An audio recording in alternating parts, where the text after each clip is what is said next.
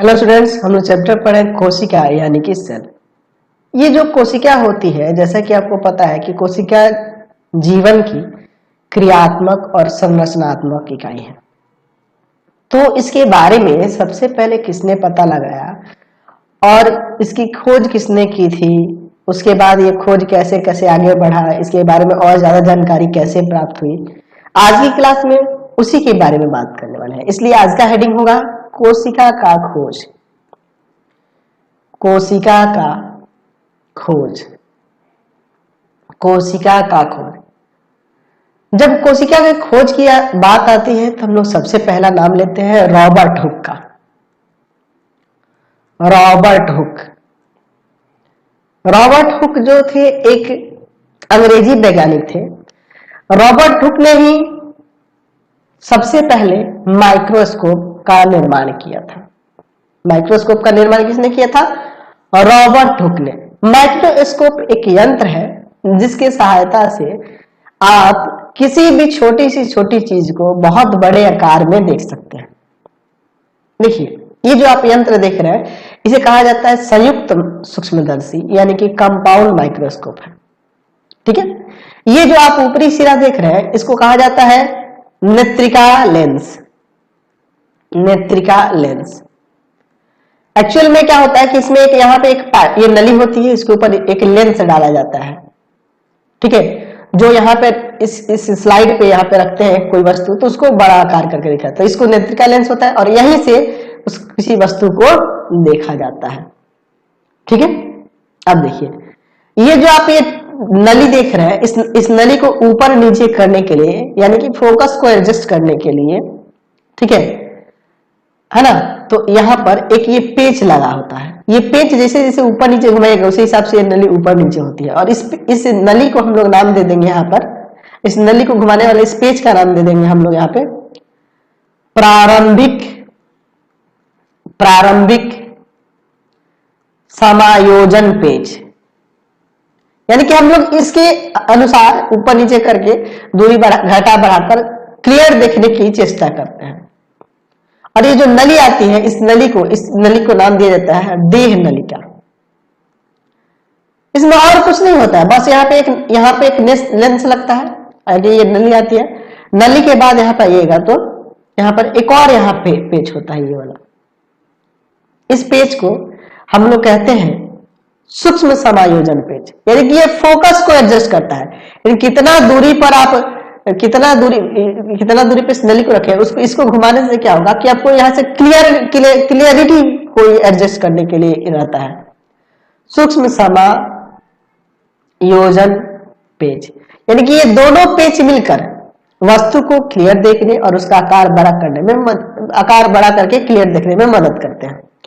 ये वाला जो होता है इसको हम लोग पकड़ के उठाते हैं, इधर उधर ले जाते हैं। एक्चुअल में इसका और कुछ काम नहीं है, ये बस इसको खड़ा रखने के लिए इसके ऊपर है, इसलिए इसको कहा जाता है इसका भुजा। ये इसका क्या हो जाएगा? भुजा हो जाएगा। अच्छा, इसमें ये जो देखे जा रहे हैं ये लेंस लगे होते हैं। वो वस्तु को अब अलग अलग लेंस, जैसा लेंस लीजिएगा उसके ऊपर निर्भर करता है। कोई किसी वस्तु को 100 गुना बड़ा गुना कर देता है, 18 गुना बड़ा कर देता है। मान लीजिए यहाँ पे 10x लगा है और यहाँ पे 20x लग गया, यानी कि उस वस्तु का आकार 200 गुना बड़ा हो जाएगा। ठीक है। तो इस यहाँ पे जो लेंस लगाया जाता है इस लेंस को कहा जाता है अभिदृश्यक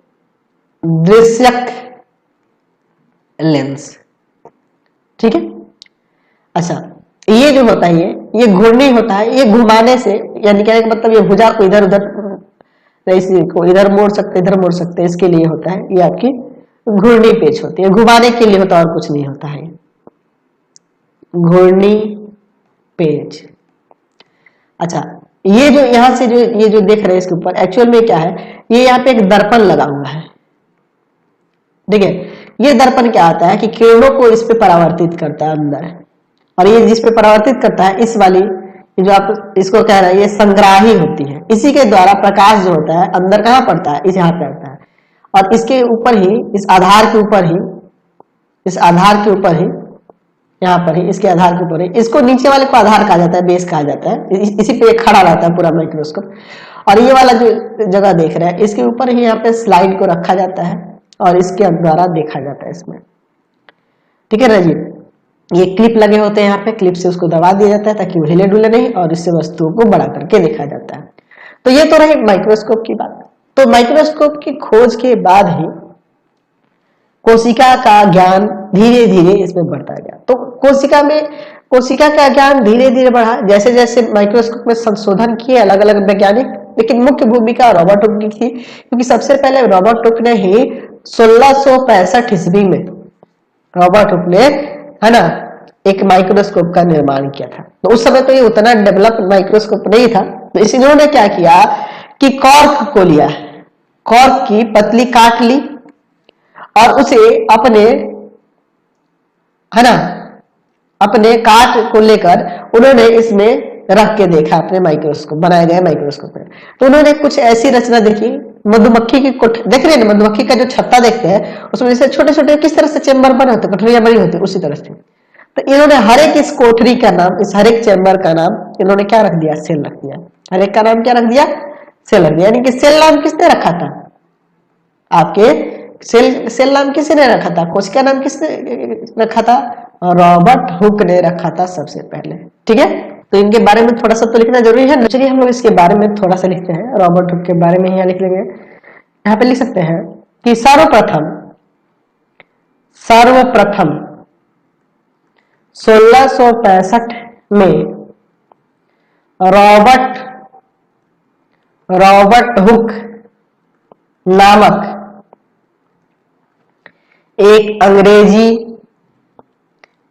अंग्रेजी वैज्ञानिक ने माइक्रोस्कोप का निर्माण किया। माइक्रोस्कोप का निर्माण किया। हुक ने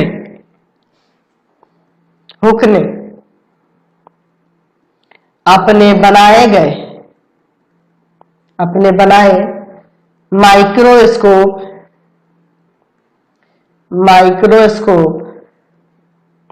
में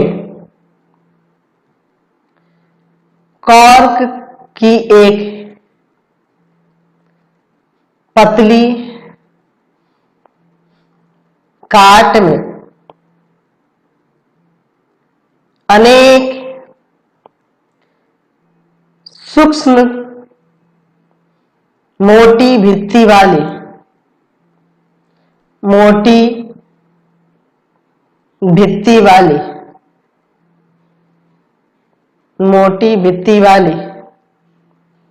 मधुमक्खी के छत्ते जैसी, मधुमक्खी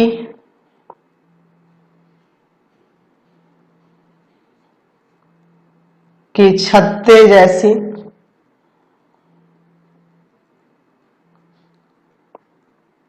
कोठरियां देखी। इन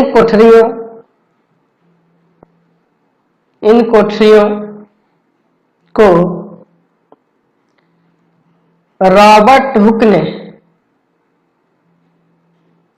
सेल नाम दिया। समझ गए? तो रॉबर्ट हुक ने बस सेल नाम दे दिया, तो सेल नाम देने से अभी ये खोज पूरी नहीं हो गई। हाँ, ये माना जाता है कि इन्होंने सबसे पहले किया, तो ये सारा श्रेय तो उन्हीं को जाता है। फिर उसके बाद अनेक वैज्ञानिक आए, सबने लेंस में संशोधन करके, माइक्रोस्कोप के लेंस में संशोधन करके, उनकी व्यवस्था में सुधार करके, और भी इसमें बहुत सारे खोज करते गए। और अभी के समय में आप जानते हैं कि कोशिका के अंदर हम लोग कितनी सारी रचनाओं के बारे में आप सुने भी होंगे, 8 क्लास में पढ़े होंगे।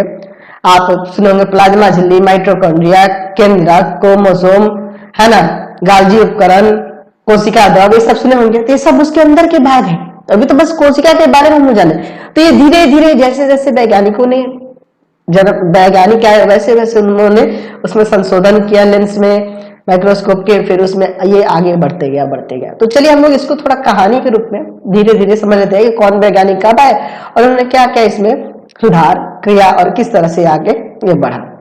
चलिए, अगर हम लोग एक बात करें वैज्ञानिक ल्यूवेनहोएक के बारे में, ल्यूवेनहोएक नामक एक डच के वैज्ञानिक थे, ये डच के थे। इन्होंने माइक्रोस्कोप के लेंस में थोड़ी सी व्यवस्था में सुधार किया और 1674 में, ठीक है, इन्होंने उस समय सबसे पहले जीवाणु, प्रोटोजोआ, ठीक है, इन सब के बारे में, इन सबको माइक्रोस्कोप में स्वतंत्र कोशिकाओं को देखा था। फिर 1831 में रॉबर्ट ब्राउन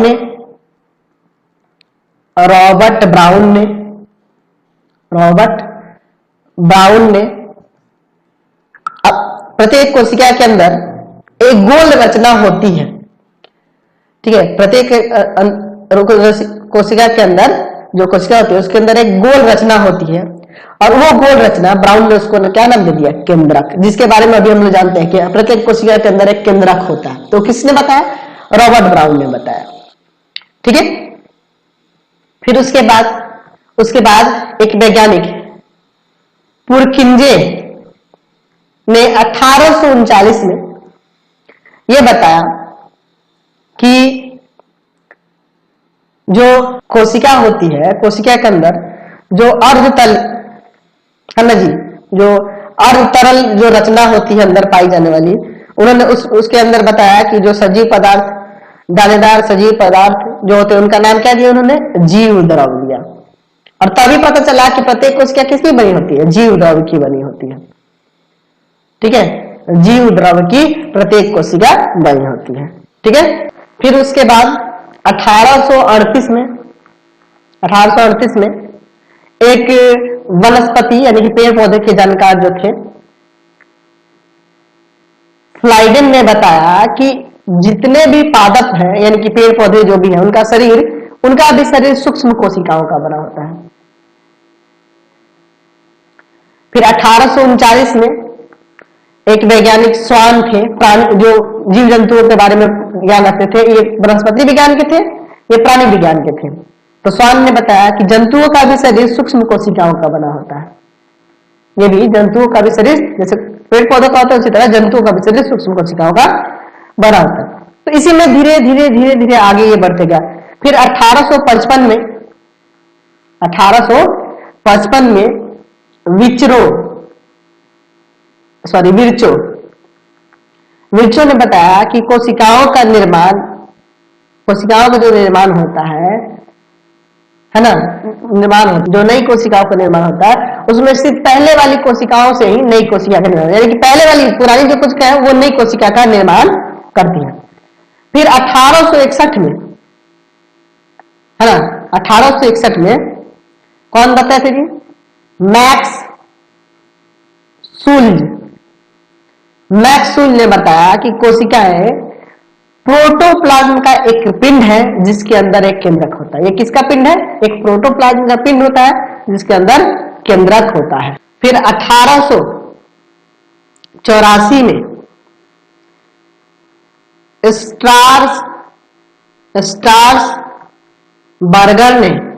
स्टार्सबर्गर ने बताया कि केंद्रक जो होता है कोशिकाओं के अंदर वो पैतृक लक्षणों को, यानी कि जो पूर्वजों से जो आने वाले जो लक्षण होते हैं वह आगे पीढ़ी दर पीढ़ी वंशागत उसमें भाग लेते जाते हैं और आगे बढ़ते रहते हैं, ठीक है।